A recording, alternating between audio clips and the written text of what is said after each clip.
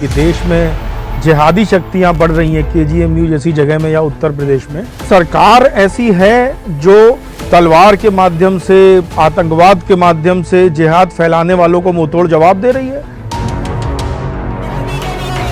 आप किसी बुर्का नशीन को देखेंगे ही नहीं ठीक से तो आप उससे प्यार क्या करेंगे। Army, navy, air force, CRPF, ITBP, BSF, इनके सामरिक महत्व के ठिकानों पे या तो आपको मस्जिद मिलेगी अवैध, या आपको दरगाह मिलेगी, या आपको कोई ना कोई मज़ार मिलेगी। ऐसी जगह पे भी लैंड ग्रैबिंग चल रही है बिना डर के, तो ये ठीक होंगे। अच्छा, जो व्यक्ति अपनी मातृभूमि से गद्दारी कर रहा है वो सनातन की मेंटलिटी का हो ही नहीं सकता। बिल्कुल नहीं। बुगाती बाइक और एक से एक 8-8, 10-10 लाख की बाइक चलाने वाले लड़कों के नाम पूछिए आप क्या है। वो सब अशरफ, आतिफ, यही सब निकलेंगे। पैसा आ रहा है, पैरेलल इकोनॉमी चल रही है इनकी। आप पैरेलल इकोनॉमी है पूरी, विदाउट टैक्स इकोनॉमी चल रही है। वो जिस दिन संवैधानिक रूप से काबिज हो गए उस दिन वो यहाँ पर नियम चेंज करेंगे और सिस्टम, जो चवन्नी सिस्टम हटाने की बात कर रहा हूँ, वही हटाएंगे इस चवन्नी सिस्टम को और अपना सिस्टम लाएंगे। और तब जजिया भी होगा, मुंह पे थूक के जजिया होगा। मोदी जी हैं, योगी जी हैं, राजनाथ जी हैं, शाह जी हैं, गडकरी जी हैं, लेकिन ये नाम जब कल नहीं रहेंगे सत्ता में जब नहीं रहेंगे,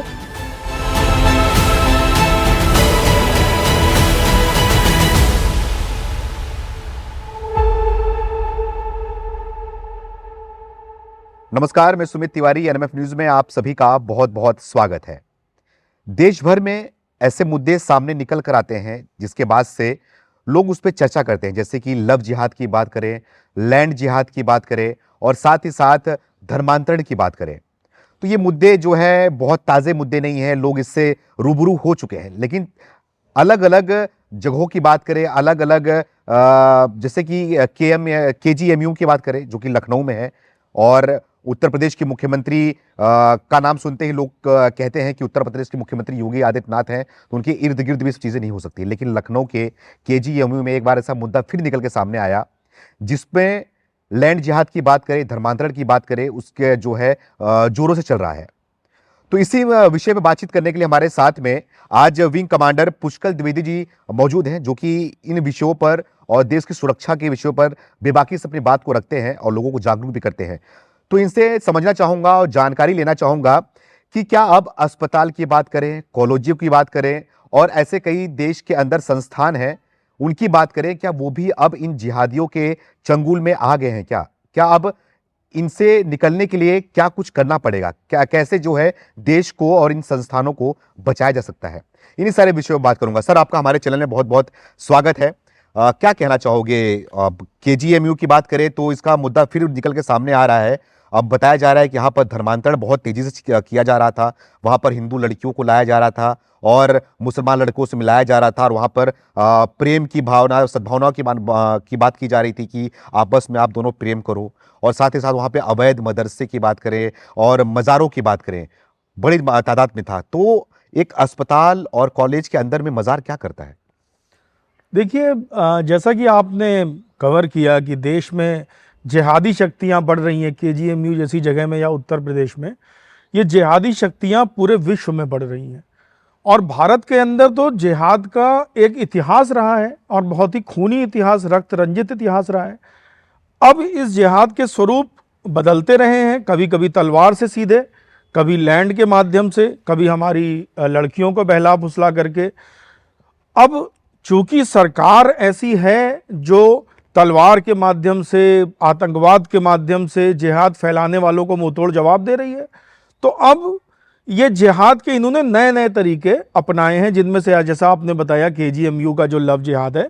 लव जिहाद देखिए, अब उसको नाम भले ही अभी दे दिया है लव जिहाद, लेकिन ये पुराने इस्लाम की जो स्लेव बनाने की जो अवधारणा थी, जिसमें ये था कि तुम भाई जीतो, किसी का हिस्सा जीतो, किसी का राज्य जीतो, हमला करके पुरुषों को मारो और उनकी महिलाएं तुम्हारे लिए जो है पूरी तरीके से जायज हैं, उनको स्लेव बनाओ। बिल्कुल। और आपको अभी भी ये जान करके आश्चर्य होगा, और आप सब लोग पढ़ लीजिएगा नेट में जा करके, आज 21वीं सदी में जिसको कुछ लोग बाबा साहब का संविधान कहते हैं, कुछ लोग BN राव का संविधान कहते हैं, उस संविधान की आड़ में लोकतंत्र के चलते 21वीं सदी में भी Indian Muslim law slave permit करता है, वो ये परमिट करता है कि अगर स्लेव का बच्चा है तो उसे पूरे हक मिले। यानी कि वो ये परमिट करता है कि मुसलमान व्यक्ति आज भी स्लेव बना के किसी औरत को रख सकता है। बिल्कुल। तो ये सब जहां चल रहा है वहां पे जिहाद, बिल्कुल लैंड जिहाद जैसे आपने बताया, हम पहले चर्चा भी कर रहे थे, केजीएमयू में जो लव जिहाद का हुआ, लैंड जिहाद जो केजीएमयू में या आसपास के, आप पूरे लखनऊ में घूम लीजिए, आपको इतने सारे एरियाज मिलेंगे जहां पर कि क्लियर टीले वाली मस्जिद क्या है। अब इन सब चीजों को हम बोलेंगे टीले वाली मस्जिद। टीले वाली मस्जिद क्या है? लक्ष्मण जी का मंदिर था, लक्ष्मणपुरी जो बसाई गई, अब वहां के अवशेषों पे टीला बना, उसके ऊपर मस्जिद बनी।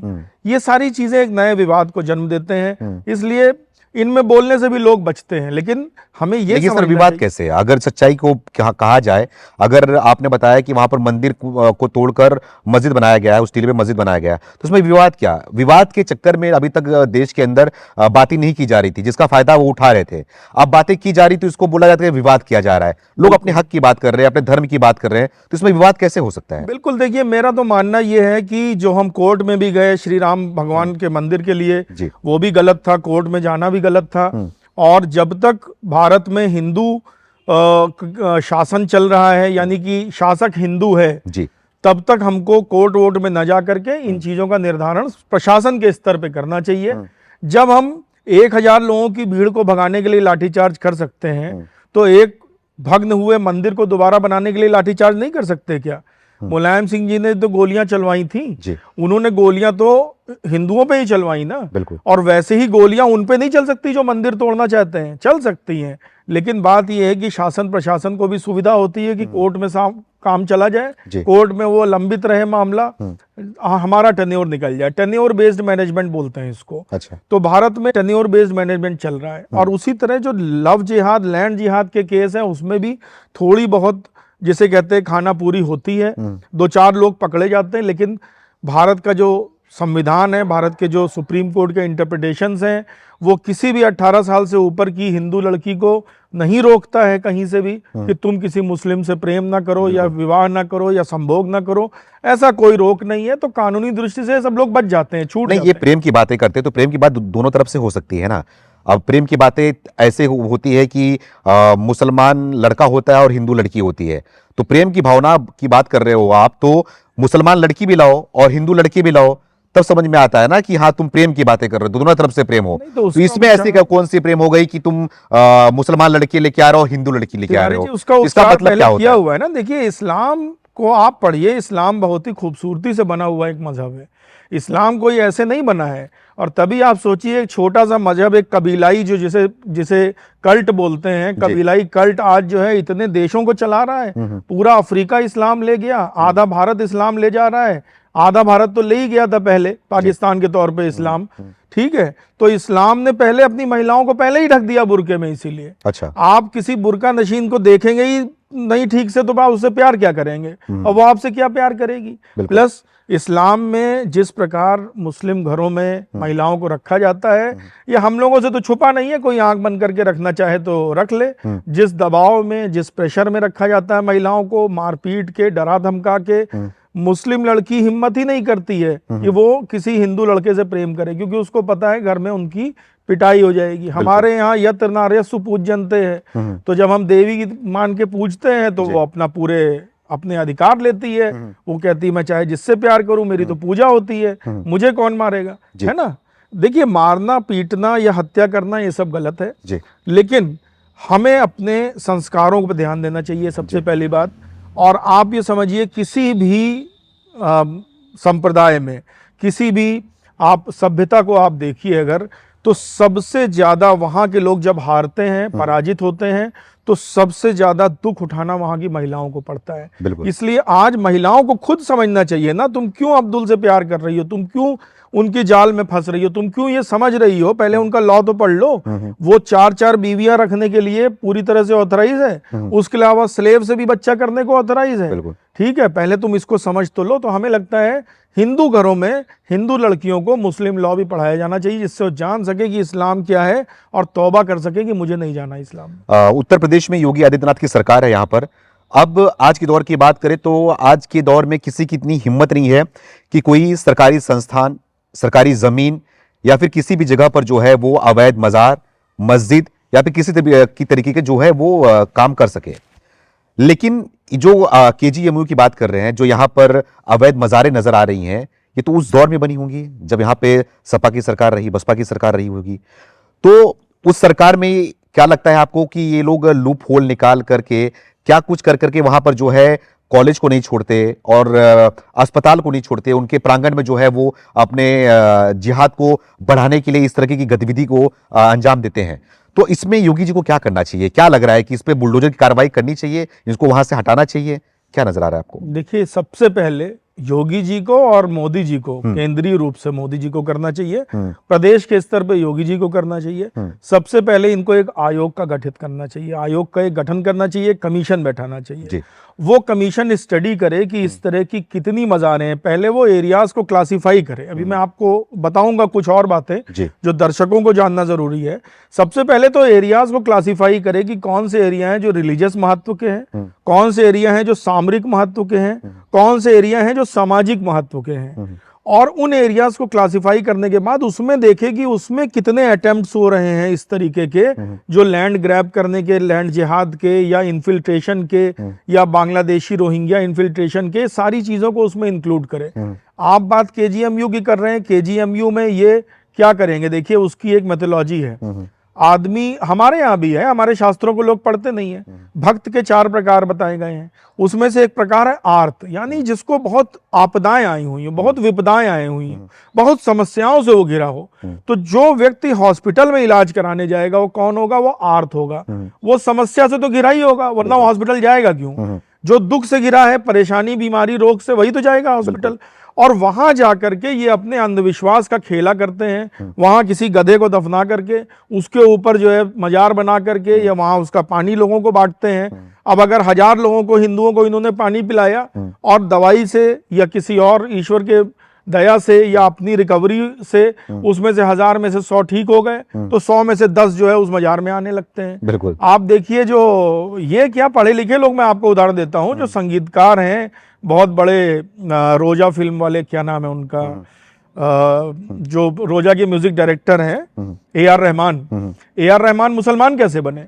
उनकी बहन मरणासन्न थी, किसी बीमारी से ग्रस्त थी, और उन्होंने वहां जहां दिखाने गए, वहां एक दरगाह थी, दरगाह में उनसे बोला कि भाई अगर तुम ये मन में ठान लो कि अगर ठीक हो गई तो मुसलमान बन जाओगे तुम लोग, तो उन्होंने मन में ठान लिया और वो ठीक हो गई दवा दारू से, इलाज से, तो ये सब मुसलमान बन गए। तो इसलिए इस तरह केजीएमयू के जैसे एरियाज में पकड़ा जाता है कि वहां से कन्वर्जन का एक बड़ा रैकेट चलेगा, वहां से लव जिहाद का एक बड़ा रैकेट चलेगा और इनोसेंट तरीके से चलेगा। ठीक है, वहां पर कोई बहुत ही ज्यादा वेल टू डू और आंदोलनकारी और नेता पनेता तो आता नहीं, सब दीन दुखियारे लोग आते हैं।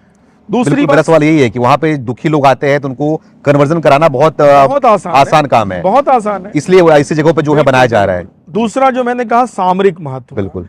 अभी आप लोग पत्रकार हैं, आप लोग, मैं आपसे निवेदन करूंगा कि इसमें और रिसर्च कीजिए। भारत के पूरे अक्रॉस लेंथ और ब्रेड्थ, चाहे आप वो जम्मू कश्मीर की बात करें और चाहे नीचे आप पोर्ट ब्लेयर तक बात करें, हर जगह यही चल रहा है कि सामरिक महत्व के ठिकानों पे army, navy, air force, CRPF, ITBP, BSF, इनके सामरिक महत्व के ठिकानों पे या तो आपको मस्जिद मिलेगी अवैध, या आपको दरगाह मिलेगी, या आपको कोई ना कोई मज़ार मिलेगी। और ये चीज़ें चल रही हैं खुलेआम, पूरे भारत में चल रही हैं। मैं तो अंदर की सब बातें जानता हूँ, कई चीज़ें ऑफिशियल सीक्रेट एक्ट की वजह से मैं बोल नहीं सकता हूँ, इसलिए मैं आप लोगों से निवेदन कर रहा हूँ, आप लोग इसमें कीजिए रिसर्च। ये ऐसी जगह पे भी लैंड ग्रैबिंग चल रही है। और इसकी वजह क्या है कि वहां पर जा रही है? देखिए, इसकी वजह एक तो जासूसी करना है। अच्छा। वहां पे रह के जासूसी करना आसान है। जासूसी किसका? सेना का। 50 से 60% मिलिट्री अड्डों के बाहर उनके मेन एंट्री के पास आपको मजार, मस्जिद या फिर या दरगाह मिलेगी, और वहां बैठ के आप पूरी मॉनिटरिंग कर सकते हैं, कौन अंदर जा रहा है, कौन बाहर आ रहा है, कितनी गाड़ियां निकली, क्या ट्रूप मूवमेंट हुई, कौन से वेपनरी का मूवमेंट हुआ, किस प्रकार से कॉन्वॉय आ रहे हैं, कॉन्वॉय जा रहे हैं, कब कैसी हलचल है। वो कोई भी, देखिए, एक US का एक, अब सब आप लोग प्रबुद्ध हैं, नेट पे जरा सर्च कीजिएगा US FBI पिज्जा। तो FBI पिज्जा रिसर्च क्या थी, वो सिर्फ कुछ लड़कों ने वहां के एफबीआई ऑफिस के पास जो पिज्जा डिलीवरी शॉप थी, उन पिज्जा डिलीवरी शॉप की ट्रैकिंग करना शुरू कर दी। और जब भी ऑड आवर्स में वहां पर ज्यादा ऑर्डर आने लगे तो वो समझ गए कोई एक्शन होने वाला है। और ओसामा बिन लादेन तक के ऊपर जो एक्शन हुआ वो उन्होंने निकाल लिया था, क्योंकि उससे 4 दिन पहले पिज्जा डिलीवरी बढ़ गई थी। कि भाई एफबीआई में दिन रात काम हो रहा है, क्योंकि कोई ऑपरेशन होने वाला है, तो पिज्जा वो लोग वहीं से मंगाते थे आसपास से।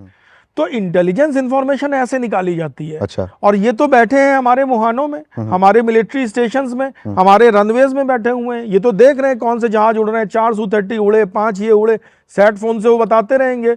अब आप किसको बताएंगे? आपके हिसाब से तो गद्दारी करे देश के साथ पाकिस्तान में। को बताएंगे। बिल्कुल बिल्कुल साहब, ये गद्दारी के ही मैकेनिज्म है। बिल्कुल वही मैं बोल रहा हूँ, ये इतना अलार्मिंग है। जनता यहाँ बैठी सो रही है, इधर कुछ कर रही है, न्यू पापुआ गिनी देख रही है। जनता ही नहीं सोच रही कि भारत में क्या हो रहा है।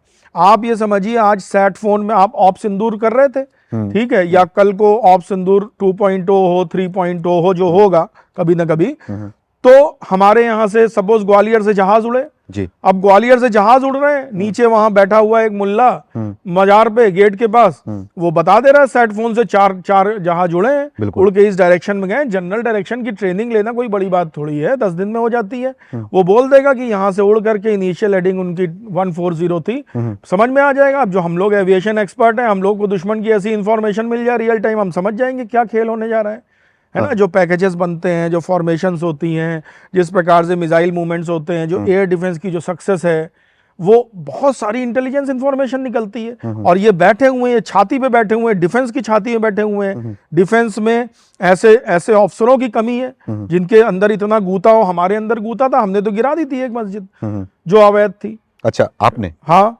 थोड़ा उसका कुछ कहानी बताइए, कहाँ पर? ज्यादा तो वही ऑफिशियल सीक्रेट एक्ट है, बट ये है कि हाँ, अवैध मस्जिद थी और बहुत दिनों से थी, और हमारे अंडर में जो डिफेंस लैंड थी उसमें थी, तो हमने उसको कानूनी प्रक्रिया करके हमने उसको गिरवा दिया, बुलडोजर चला। लेकिन जब आप लोग को पता है, मतलब कि आप तो फोर्स में रह चुके हैं, आपको पता है सारी चीजें, तो हमारी टीम है, जो हमारी सेना है, सबको पता होगी ना कि ये अवैध तरीके से बनाए हुए हैं, इनसे खतरा है, तो उन पे कार्रवाई क्यों नहीं किया जाता है? मैं बताता हूँ, ये आपका बड़ा जेन्युइन सा एक प्रश्न है। देखिए, कोई भी, चाहे वो ब्यूरोक्रेट हो, सेना का अधिकारी हो, पुलिस का अधिकारी हो, या प्रशासन का अधिकारी हो, उसकी पहली प्रायोरिटी क्या रहती है, मैं आपको बता देता हूँ। यहां से आप जब सोचना शुरू कर देंगे, आपको अपने भविष्य के भी प्रश्नों के उत्तर मिल जाएंगे।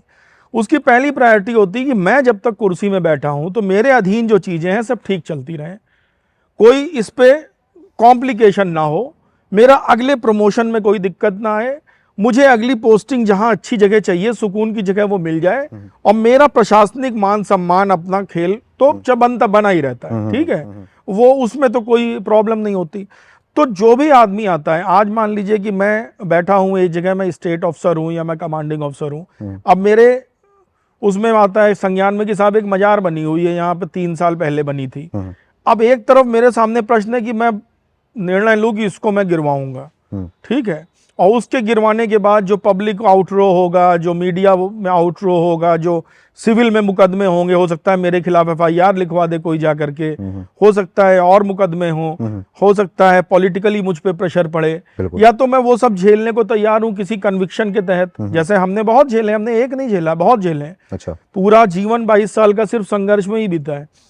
तो या तो फिर हम जैसे चल रहा है वैसे चलने दे, रिपोर्ट बना के भेजते रहें ऊपर, और अपना टेन्योर हम सुकून से निकालें और अगले टेन्योर की ओर देखें और अगली रैंक की तरफ देखें। तो दुर्भाग्य से जो हमारा शासन प्रशासन सत्ता व्यवस्था है, वो ये कहती है कि टेन्योर बेस्ड मैनेजमेंट करो और निकल लो अपना काम करते हुए। मैं आपको बताऊं, बैड इंटेंशन से ज्यादा हर चीज में हम होता क्या है, सिविल में सामान्य व्यक्ति सोचता है हर चीज बहुत वेल प्लान्ड होती है। बिल्कुल।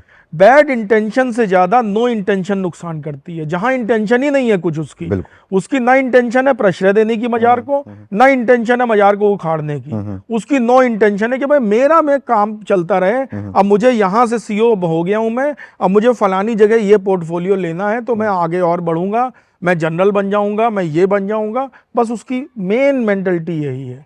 और गद्दारी हो रही है, जो लोग कर रहे हैं गद्दारी, उनके पकड़ने के लिए एक मैकेनिज्म बना हुआ है, लेकिन वो बड़ा लचर मैकेनिज्म है। अच्छा। ये बात हम लोग जानते हैं। मैं आपको एक उदाहरण देता हूँ। एक बहुत बड़ा बेस भारतीय वायुसेना का, जो कि सबसे प्राइम बेस है, और भारत के ऐसे एसेट उस बेस के अंदर है जिनमें से खुदा ना खास्ता अगर एक एसेट को भी कुछ दुश्मन ने कर दिया तो पूरे वर्ल्ड में हमारी नाक कट जाएगी। अच्छा। ऐसे बेस के बीच से एक पैसेंजर ट्रेन निकलती थी, बेस के बीच से रेलवे की पटरी से पैसेंजर ट्रेन निकलती थी, और उस पैसेंजर ट्रेन में बैठ के कोई भी क्यूआरएम से या किसी और वेपन से उन एसेट्स को नलीफाई कर सकता था। ये बातें उठाते उठाते सालों उठाते उठाते कहीं जाके अब जाके एड्रेस हुई हैं जब हम 2021 के बाद। अच्छा। तो ये चीजें हैं, लोगों को पता है, लेकिन चूंकि जनता शोर नहीं मचाती है, मीडिया है नहीं, फौज के अंदर जाने की परमिशन नहीं है, इसलिए दबे छुपे चलता रहता है। तो खतरा है देश के लिए आगे चल के, कभी भी ये जो है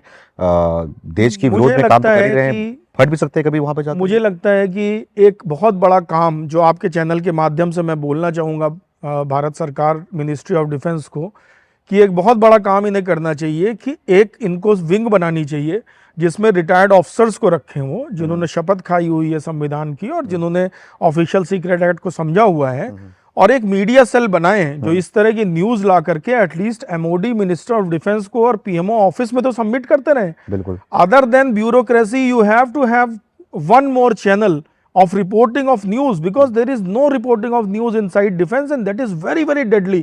आप सोचिए अगर यही सिविल सोसाइटी में आप लोग ना हो, न्यूज चैनल्स ना हो, अखबार ना हो, समाचार पत्र ना हो, मान लीजिए एक फर्ज कीजिए कि मीडिया नहीं है, समाचार पत्र नहीं है, किसी को अलाउड नहीं है कोई न्यूज कवरेज करना, तो इसी सिविल ब्यूरोक्रेसी का जो अत्याचार का जो तांडव होगा आप सोच सकते हैं। बिल्कुल।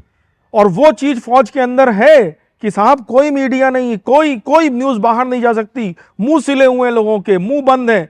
मैं नहीं कहता कि लोग बुरे हैं, मैं नहीं कहता लोग गद्दार हैं, इसको बिल्कुल ऐसे ना समझे, लेकिन there has to be one mechanism which can actually report such things. ये होना चाहिए। तो आप तो जो बात बता रहे हो ये बात तो आगे चल के खतरा ही है जो भी है, लेकिन आप ये बताइए मुझे कि जैसे कि आप बता रहे हैं कि हर जगह कब्जा कर रहे हैं, हमारे देश के मुस्लिम हैं और अब जिहाद को बढ़ा रहे हैं, लेकिन साथ साथ देश के साथ भी गद्दारी कर रहे हैं, जो कि भारत में रहते हैं, भारत की सरकार उनको खिलाती है पिलाती है, भारत का खाते हैं, और यहाँ पर रह कर के भी ये पाकिस्तान के प्रति प्रेम का लगाव नजर आता है, क्योंकि आप फोर्स में रह के आपने बहुत करीबी से देखा हुआ है इनको। तो इनका इलाज, पक्का इलाज जो बता रहे हैं आप, तो किस लेवल पे कैसे करना चाहिए? क्योंकि उत्तर प्रदेश में योगी जी जो है वो जितना उनको पता चल रहा है वो कार्रवाई तो कर रहे हैं, लेकिन देश लेवल पे कैसा इनकी कार्रवाई जो है, कैसा मुहिम चलाया जाए इनको लेकर? देखिए, हमने तो पत्थर भी खाए हैं कश्मीर में, और हमने ये भी देखा है कि इस डर के मैकेनिज्म को कैसे एक्सप्लॉइट किया जाता है। जी। तो पहली चीज, बिना डर के तो ये ठीक होंगे नहीं। अच्छा। ये अगर कोई सोच रहा है कि विकास करा देगा, डॉक्टर बना देगा या कुछ करा देगा, बिना भय के इनसे प्रीत तो डॉक्टर भी जो है वो बम फोड़ रहे हैं, वो भी आतंकवादी निकल रहे हैं। अब क्या, ये तो बहुत पुरानी है, उसामा कोई कम पढ़ा लिखा था? बिल्कुल engineer, Osama bin Laden engineer था। तो देखिए, डर एक ऐसा फैक्टर है जिसको इस्लाम ने रिकॉग्नाइज किया है। अब आप समझिए ना, अगर इनको डील करना है तो इस्लाम के ही तौर तरीके से डील करना होगा। कैसे इस्लाम के तौर? जैसे इस्लाम ने डर को रिकॉग्नाइज ऐसे किया हुआ है कि इस्लाम ने क्लियर बताया है कि जहां पर दूसरे लोग हावी हों आप पे, वहां पे आप तमीज और तहजीब से रखिए। अच्छा। वहां पे उनकी इज्जत कीजिए, वहां उनके भगवानों की इज्जत कीजिए, वहां पे अपने हकूकों से समझौता कीजिए, यानी अपने अधिकारों से समझौता कीजिए। अधिकार सबसे बड़ा उनका यह है कि अल्लाह के सिवा किसी को भी शरीक ना किया जाए इबादत में। तो इसको भी आप पीछे कर लीजिए। जब इस्लाम ने खुद ये बताया हुआ है कि साहब हम तो तब मानेंगे जब हमको तुम डरा के रखोगे, और अगर हम सोचें कि नहीं साहब हम डरा के नहीं रखेंगे, हम तो 300 योजनाएं देकर के तुमको अपने मन में लाएंगे, तो ये फिर हम नहीं कर पाएंगे। तो डर होना चाहिए पहली चीज, क्योंकि जो अभय दान है वो बहुत बड़ा दान सनातन में माना जाता है, और अभय दान बड़ा दान तभी होगा जब भय होगा। जी। इसको आप समझिए, जहां भय ही नहीं है वहां अभय दान कैसा दान? बिल्कुल, है ना? तो अभय दान बहुत बड़ा दान है। अगर तुमको अभय दान मिला है भारत में, तो तुम खैर मनाओ, बिल्कुल, और अपना जीवन जियो, अपने बच्चों को पालो। बात तो वही निकल के आएगी ना सामने कि मुसलमानों को डरा के रखा जा रहा है, धमका के रखा जा रहा है। एक तरफ योगी जी, एक तरफ मोदी जी जो है दबा के रखे हैं मुसलमानों। बात मुसलमानों की मैं कर ही नहीं रहा, मैं बात इस्लामिक मेंटलिटी की कर रहा हूँ। वो नाम के हिंदू की भी हो सकती है, नाम के क्रिश्चियन की भी हो सकती है, लेकिन इस्लाम को मानने वाले तो मुसलमान ही तो होते हैं। मुसलमान जो है कब्जा कर रहे हैं, मैं बात कर रहा हूँ। समझिए, जो व्यक्ति अपनी मातृभूमि से गद्दारी कर रहा है वो सनातन की मेंटलिटी का हो ही नहीं सकता। बिल्कुल नहीं। आप जिस दिन से माँ के पेट से जन्म लिए जी, आप ऐसे परिवार में जन्मे हैं जहां आपको बताया गया कि बेटा माँ बाप का गला काट देना लेकिन देश का गला मत काटना, जी है ना। जी। तो आप सनातनी मेंटलिटी के हैं और आप ही की जगह एक दूसरा कोई है, उसका नाम मोहम्मद बारिक है, मोहम्मद इकबाल है, या उसका नाम राम जियावन भी हो सकता है, बिल्कुल। लेकिन वो देश से गद्दारी कर रहा है, तो वो इस्लामिक मेंटलिटी का है। आप ये समझिए कि मुगल जब हमारे यहाँ आए, औरंगजेब आया, अकबर आया, बाबर आया, इन्होंने इतने बलात्कार किए, तो वो जो बच्चे पैदा हुए, जो बीज हुए, क्या सारे अब्दुल नाम से घूम रहे हैं? आप ये समझिए ना, वो सारे बीज अब्दुल नाम से नहीं घूम रहे हैं। उन बीजों को पहचानने का ये भी एक बहुत बढ़िया लिटमस टेस्ट है। अच्छा। ये जो इस्लामिक मेंटलिटी है, जो मेंटलिटी ये कहती हो कि भैया हम भारत से गद्दारी कर सकते हैं, जी। ठीक है, हमको 4 पैसा मिल जाए तो हम ये कर दें भारत के विरुद्ध, तो वो इस्लामिक मेंटलिटी है। उसका इलाज इस्लामिक मेंटलिटी से ही है कि इनको डरा के रखो। अच्छा। क्योंकि जो सनातनी होगा वो बोलेगा कि भैया मेरा तो ये जो जन्म है, ये जन्म तो बस करोड़ों जन्मों में से एक जन्म है, इसमें मैं राजा बनूं या रंक बनूं, मैं अपने आत्मा के ऊपर बोझ लेके नहीं जाऊंगा। जननी जन्मभूमि स्वर्गादपि गरीयसी, वो स्वर्ग से भी ज्यादा मेरे लिए मातृभूमि है भाई। तुम जन्नत भी दे दोगे ना तो भी मुझे मातृभूमि से गद्दारी नहीं करूंगा, वहां जन्नत के लिए ही गद्दारी कर रहे हैं। बिल्कुल, है ना जी। तो आप ये समझिए कि ये जो इस्लामिक मेंटलिटी है, ये कई उन लोगों में आ गई है जो आज हिंदू नाम रखे घूम रहे हैं। कई है, एक सीताराम येचुरी नेता है, वो शायद क्रिश्चियन है ना, नाम तो सीताराम है क्रिश्चियन, लेकिन वो क्रिश्चियन है। तो इसी तरह मुगल के बीजों को पहचानने का भी है। अच्छा। कि जो मुगल का बीज है वो हमेशा भय से मानेगा। अच्छा। आप भय से नहीं मानेंगे। आपको जितना कोई डराएगा, आप हिंदू हैं, आप बोलेंगे अगर मुझे मातृभूमि की रक्षा करनी तो मुझे कितना भी डराओ मैं डरूंगा नहीं। बिल्कुल ठीक है।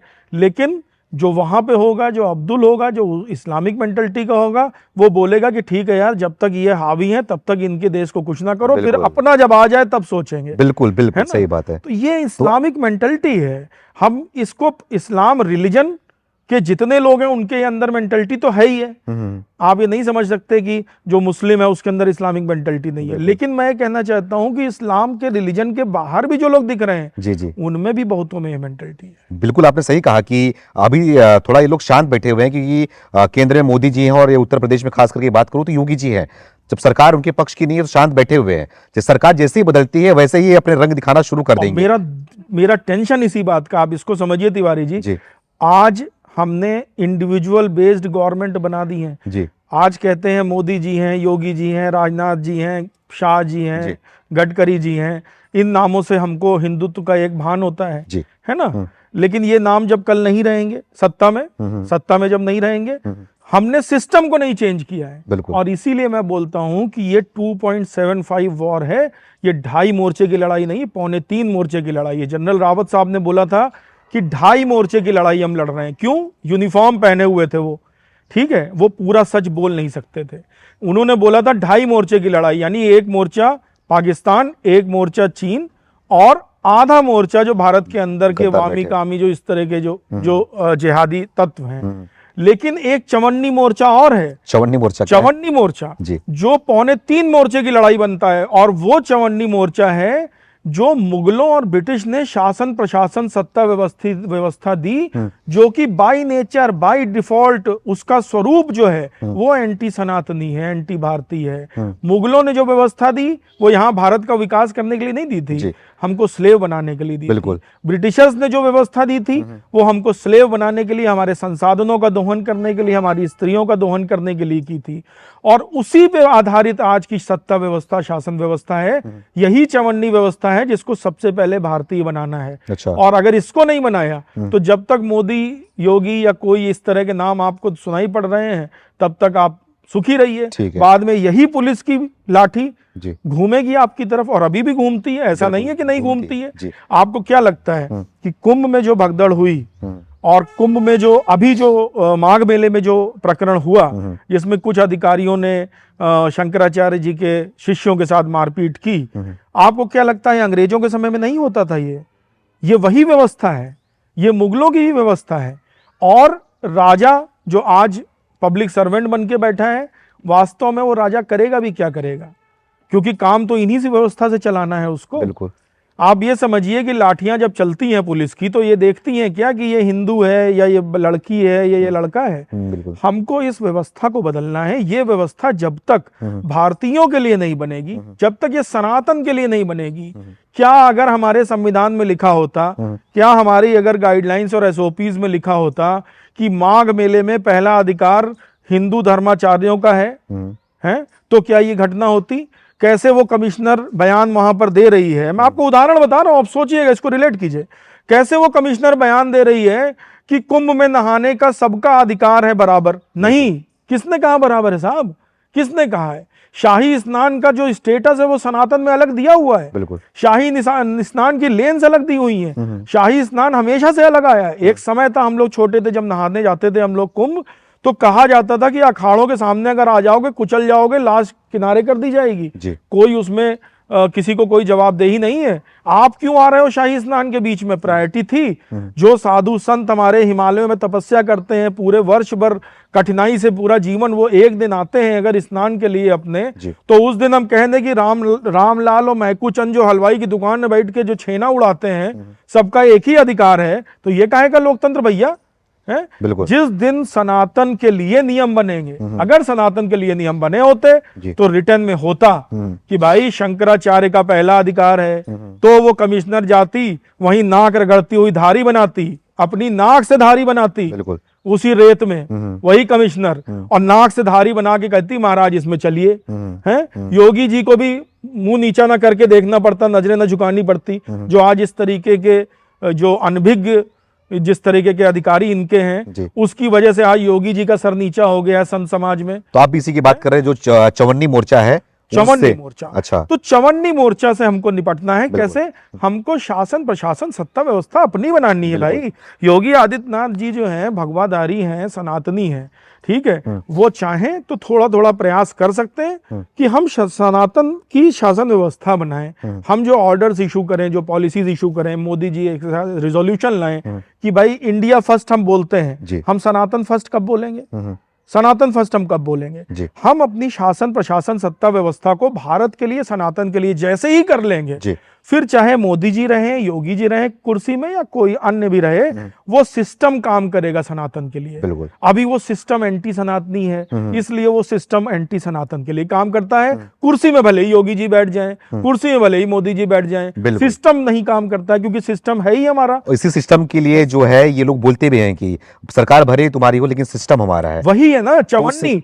उस चवन्नी को पहले हराओ। जैसे ही वो चवन्नी फ्रंट हारेगा, अंदर के जितने जिहादी हैं 6 महीने में आपको सब राम नाम जपते दिखेंगे। लेकिन आप राम नाम तो जपवा देंगे, लेकिन सिस्टम है, सिस्टम के हिसाब से काम करेगा। जो पहले के इसमें भरे पड़े हैं उनको समय लगता है ना, रिटायर्ड होंगे, हटेंगे, फिर जो है यही मजे की बात है। देखिए, मजे की बात सिस्टम की है कि सिस्टम ओवरनाइट काम करता है। अच्छा, मैं कुर्सी में बैठा हूं, ठीक है, आज मुझे मान लीजिए कि भारतीय वायुसेना की तरफ से मुझे भेजा गया कि भाई एक माघ मेले में जो हेलीपैड्स हैं उनका आपको संचालन देखना है पूरा, और जितने भी हवाई जहाज हैं उसकी सुरक्षा देखनी, और जो भी हवाई मार्ग से जो भी यात्राएं हो रही हैं उसकी सुरक्षा देखनी। ठीक है, आज मैं बैठा हूं, मैंने ये नियम कुछ बनाए और मैंने कह दिया कि साहब ये XYZ XYZ XYZ।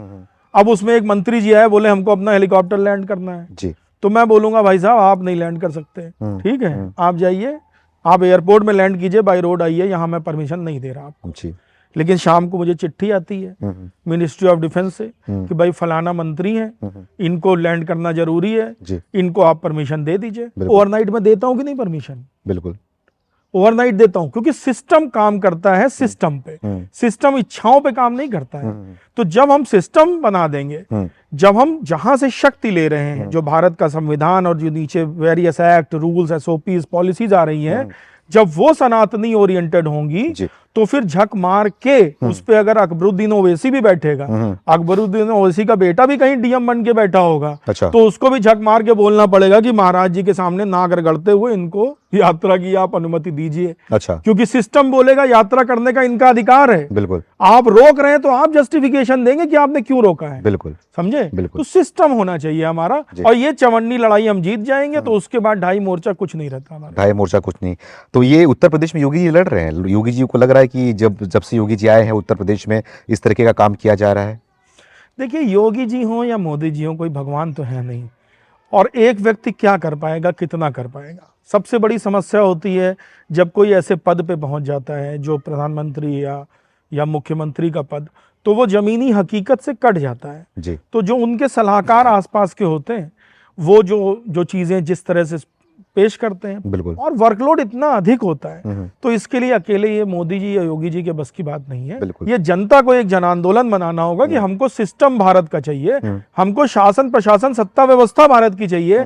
भारत की पुलिस, जिस दिन भारत की पुलिस को ये लिख के जाएगा कि भैया आपका सार्वभौम कर्तव्य है कि भारतीय संस्कृति, सभ्यता और धर्म की रक्षा करना, ये जिस दिन लिख करके जाएगा। मैं फौज में था, मैं ढूंढते ढूंढते मर गया, कहीं नहीं लिखा हुआ है जी। लिखा हुआ है भारत की संप्रभुता की रक्षा करना हमारा धर्म है जी। हमने उसकी शपथ ली है, भारत की संप्रभुता की हम रक्षा करेंगे।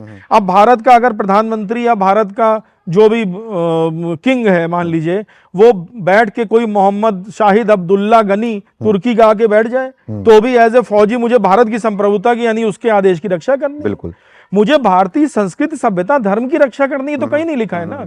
तो मेरे कहने का मतलब ये, जब तक सिस्टम भारत की रक्षा के लिए, सनातन की रक्षा के लिए कटिबद्ध नहीं होगा, सनातन का सिस्टम नहीं होगा, तब तक बस खाली नाम आएंगे, नाम जाएंगे और कुछ जमीनी चेंज नहीं होगा। लेकिन सनातन का सिस्टम भी आ जाएगा तो लगता है आपको कि सनातन के सिस्टम को, जो जिहादी की बात कर रहे हैं आप, तो ये जो है मानने को तैयार होंगे इस चीज को लेकर?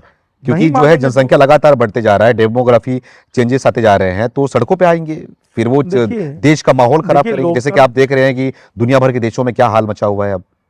देखिए, लोकतंत्र के अंदर डेमोग्राफी तो एक बहुत बड़ी बात है ही है। बिल्कुल। और जो इन लोगों का प्लान था कि लड़के लिया है पाकिस्तान, हंस के लेंगे हिंदुस्तान, तो इन्होंने लड़के ले लिया, थोड़ा सा लड़के पाकिस्तान ले लिया, और हंस के लेंगे हिंदुस्तान कैसे लेंगे, 300 योजनाओं से अपने शरीर को, परिवार को पुष्ट बनाएंगे, अपनी स्त्रियों को गर्भवती करेंगे, उनको गर्भाधान से लेकर के मृत्यु पर्यंत सरकार उनको कोई ना कोई योजना दे करके उनका परिवार बढ़ाएगी। मैं आपसे पूछूं, आपके परिवार में कितने लोग हैं? आप बोलेंगे 8 लोग हैं। 8 लोग में आप बहुत छाती तान के वो सोचेंगे कि बहुत बड़ा परिवार है ना।